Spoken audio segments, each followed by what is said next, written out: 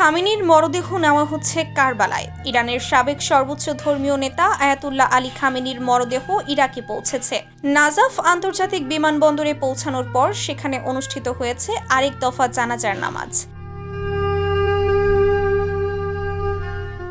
ইরানের রাষ্ট্রীয় সংবাদ মাধ্যম প্রেস টিভি জানিয়েছে, বুধবার খামেনির মরদেহ নাজাফে ইমাম আলী আলাইহি ওয়াসাল্লামের পবিত্র মাজার এবং পরে কারবালায় ইমাম হুসাইন আলাইহি ওয়াসাল্লাম ও হযরত আব্বাস আলাইহি ওয়াসাল্লামের মাজারে নেওয়া হবে। এই কর্মসূচিতে লাখো মানুষের অংশগ্রহণের আশা করা হচ্ছে। খামেনির প্রতি শ্রদ্ধা জানাতে ইরাকের সরকারি ছুটিও ঘোষণা করা হয়েছে। এর আগে তেহরানে অনুষ্ঠিত প্রথম জানাজায় খামেনির পাশাপাশি তার পরিবারের আরো কয়েকজন সদস্যের জানাজা অনুষ্ঠিত হয়। সেখানে লাখো মানুষ শেষ শ্রদ্ধা জানায়। পরিকল্পনা অনুযায়ী আগামী 9 জুলাই ইরানের মাশহাদে ইমাম রেজা আলাইহি ওয়াসাল্লামের পবিত্র মাজার প্রাঙ্গণে আয়াতুল্লাহ আলী খামেনিকে দাফন করা হবে।